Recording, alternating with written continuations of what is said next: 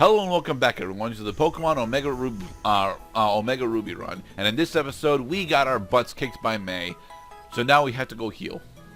This is what happens when you black out. You end up at the last Pokemon Center that you went to. You forfeit some money, 64 Pokédollars to be exact, because that is it proportional to your wallet size? Is that why it was 64? Actually, I think it depends on which opponents you end up losing to in this particular version, because classically, what's supposed to happen is you lose half of your wallet.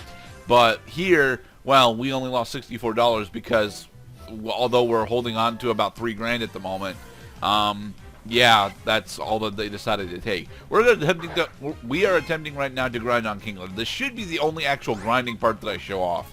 But yeah, we need to grind up a little bit in order to get another 2 levels about before we're ready to take down May's Latios. And yes, in this particular version of the game, you have to defeat May. Oh. Hey, Kingler. So, the randomizer community in general is actually really nice and helpful for what I was attempting to do. But I will say this: if you specifically want to have a lot more fun with this, find someone to play with and race them in a randomizer race, because that shit is actually really goddamn fun to do, especially if you guys are running different carts. Yeah, about that, multiple iterations of a randomizer run simultaneously raises in my eyes the probability that somebody is going to have a game-breaking event. No, actually, because the randomizations here do not affect the story at all. You will see that later as we get into a major story element, another 30 parts away. Are there any stipulations for game-breaking events in these types of games? For the randomizer itself, a majority of those have been watered out because we've been running a version of this particular randomizer since 2010, about maybe slightly even before then. Now we gotta be nicer to people who just don't mind having random shit happen. Oh goddamn! We gotta watch the cutscene again. Yeah. I want to kill you. Well, I don't actually want to kill May. I actually think that May is one of the better protagonists. Well, I hesitate to call May a rival because honestly, she's not really a rival in this game. Right. She's on effectively the same quest that we are. She's just doing it differently. Rival is just another way of saying competitor. Yeah, but she isn't really. She's not really competing with us. She's doing the gym challenge, but she's doing the gym challenge specifically Jesus Christ. For the use of the Pokedex. Whereas we're doing the gym challenge because we don't really have anything else to do. Come on, paralyze them. Why? Lick has a 30% chance of causing paralysis. Why? Unless the opponent is an electric type, then they're immune to paralysis. So what? Latios is because his type is random. He's probably electric type.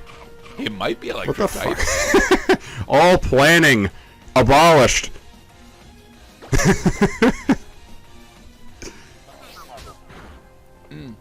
Yay! We actually paralyzed him. Yay! But he still got Stone Edge off, which means that this could be deadly. Why is it? Does it have a high critical hit probability? Is that what's going on? Stone Edge. Actually, yes. Stone Edge does have has increased critical hit chance. Although it's not. Although the real thing that's why people want to use Stone Edge is because it's one of the highest power rock type moves in the game. Oh, that's why it's doing so much damage. Yep. Also, we start off with 10 Pokemon. Oh, thank God! I thought that wasn't quite enough. Sometimes you just have to hope the AI is stupid. Ain't that the truth? Struggle Bug. Yep. Struggle Bug. This is a bug type special attack that has a significant chance to lower the target's special attack.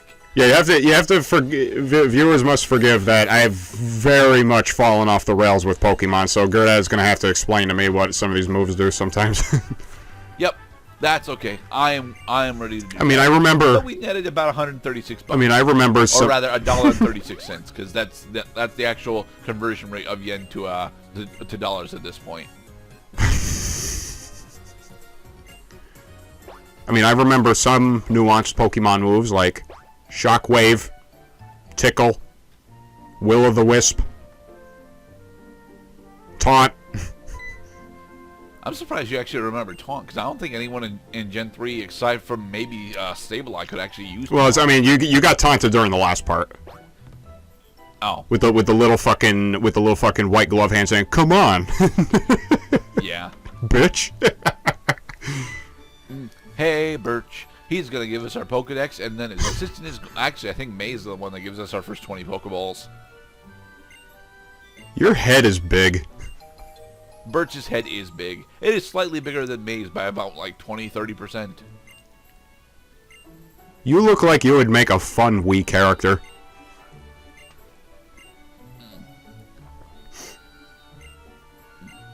Yay! We got our first set of Pokeballs. Yay. Now, we won't actually be catching any Pokemon, at least for this part, I think. I think we'll catch our first actual Pokemon that we want to add to our team in the next part. Okay, I think. so on the subject of catching Pokemon, how does the randomizer run affect the catch rate? You can actually set it to not affect the catch rate at all, but I am too much of a coward, and I have set it to, I think it's effectively double effectiveness. You know, where the catch rate formula is geared significantly towards the player's advantage. Right, so, I mean, legendaries, on the sliding scale, common Pokemon have the highest catch rate, and legendaries have the lowest catch rate. Yeah, and I think what we effectively... God damn it, May! I'm just trying to get back... I already killed you! Okay, but now that we have the Pokénav Plus, it's actually really, really good for us, because the Pokénav Plus, specifically in this game, gives us access to what is undoubtedly one of the greatest steroids for this run, this thing, the DexNav. With the use of the DexNav, we can tell what kind of Pokemon are on a route after we have successfully seen them. And because of the way that the randomizer works, there are upwards of 10 different species of Pokemon on every single route. Nice. Meaning that we have access to we should have access to effectively more than 300 Pokemon. Especially because you consider that each of the dive routes specifically counts as its own goddamn spawn location. And here's us showing off how to sneak. Yeah. Yes, you will need to have your analog stick enabled for this to work, even on an emulator, because yeah, okay, that is. So what does Sneak do? Sneak allows us to sneak up on Pokemon that are hiding in the grass, specifically Pokemon that have decided to show off what their silhouettes are. Youngster Calvin. He sent out a Psyduck. Speaking of, I recently finished my run for a Pokemon Mystery Dungeon Rescue Team Deluxe, and I was a Psyduck for that run. Oh, let's hope he's not normal type. He is not. Well, actually, he could be a normal type. But Poison Tail does more damage than Lick does anyway. Huh, you don't have an actual in-battle avatar. You're just a drawing.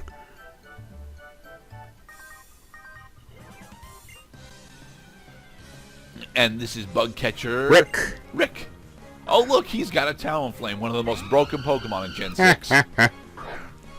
Which I, for one, don't agree with the particular nerf that Game Freak handed Talonflame, specifically because, well, it wasn't Talonflame's fault that he needed the nerf. And for the record, I don't think that Talonflame actually needed the nerf that he got.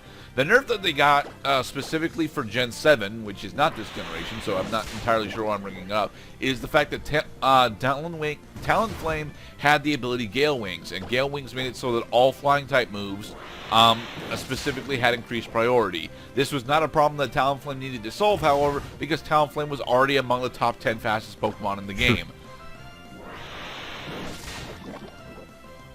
The big problem that people have with Gale Wings is the fact that it allowed Talonflame to run priority roost without detriment.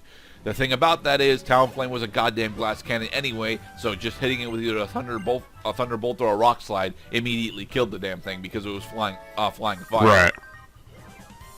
Berry trees. Yes. And as the caption says, I have specifically set up the type of team that I want going in. I know when and where I'll be able to actually acquire them as well. But still, the rest of the game is effectively randomized. I didn't look at a majority of the spoilers for the rest of the game. It's a Vileplume. I had never liked the Vileplume line. Oh, it's smiling. No! And he's smiling, and it's very adorable, but that's not the thing. Vileplume is absolutely terrible in combat because although it is a defensive tank, like a majority of grass types were in Gen 1, it's too goddamn slow and doesn't get the right move pool to be a successful defensive tank. Right. You could do Solar Beam, Giga Drain. Why would you put Solar Beam on a defensive tank? You want Giga Drain.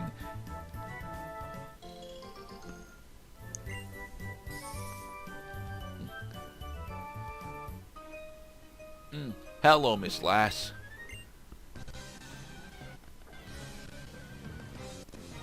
Lass Tiana, and she's got him electric. I think the cloud person is dumbstruck or possibly AFK. No, I'm still here. Okay. Just marveling at the novelty that we can run into just about any Pokemon at any given time. It's going to take some getting used to. Yeah. And that we can also get hit by any move at any given time. That also is going to take some getting used to. Yes, it is. They just plain do not make sense sometimes. But that's fine, honestly. It's what makes the early game specifically more difficult than it's supposed to be. Although this is one of the problems that especially later generations of Pokemon will have, is that by forcing your starter to do all the trainer battles and do them alone, we're effectively slightly over-leveled for the rest of the game now. Yay. What? It's another date event with Miss May. Well, that's the classic Pokemon problem is the bigger your team, and ideally you want a team of 6 Pokemon, the slower all of your Pokemon level up. But I've seen a lot of runs where people will run just one Pokemon, but because you got 1/6 the number of Pokemon, that Pokemon is leveling up 6 times as quickly. Well, they fixed that in this generation, thankfully. Yes, we have successfully seen a beautiful. Yay. Alright, here we are back at the Pokemon Center, except we are now in Petalburg City, about to do yet another story event. We will be attempting to blitz through as many of the story events on time as we can, and there is a little bit of traveling and off-screen grinding that I cut out, so that's why the playthrough is not a full 52 parts. Hey, Norman. I'll be looking forward to seeing you again sometime. That sweet ass.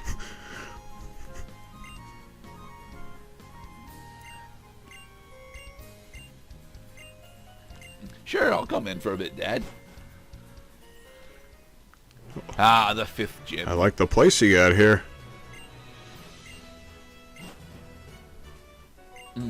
Oh, look, it's our actual not-a-rival for this game.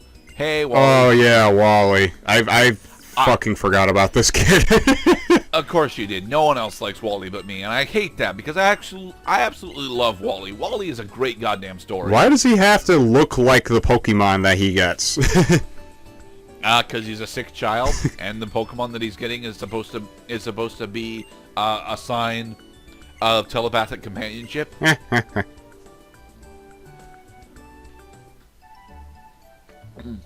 Back out to Route 102 so that Wally can cheat the randomizer. Screw. And for the record, yes, Wally is cheating the randomizer. Yeah, because he must capture a Ralts. Yep. That is canon. That Wally catches a Ralts, and the Ralts becomes a Curlia, and the Curlia becomes a Gardevoir. Well, although he will capture this Ralts, he will not have Mega Gallade at the end of the game. So this... I think he actually still maintains a Mega Evolution, though. I just forget which one it is. I think it's Audio. This is the game just making sure that you know how to catch Pokemon. Yep. Especially because, in this case, it might appear strange that the player does not have more than one Pokemon. Wick. Got it. Yay, scripted sequence complete. Screw the rules. My name is Wally. Good job, Wally. Now, back to Norman.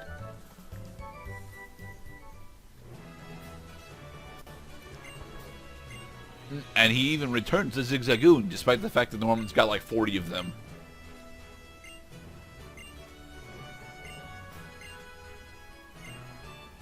And so, Wally gives us access to the Play Nav, which allows us to use the PPS system. Now, because I'm using an emulator for this, I don't really have access to all the features of the PPS system, but one of the features that we do have access to is actually Pokemon Omega. I will not be using Pokemon Omega because it slows down the emulations significantly, and I didn't know it did that until this run. But if you want even more steroids for your run, Pokemon Omega is one of the literal best things to have ever happened to the game. Because if you max out Affection, which is a stat that Pokemon Omega builds, you can get increased crit rate, you can get increased evasion rate, and you can heal from status ailments like as though you had the Shed Skin ability. It is nuts how many steroids you get from having maxed out Affection.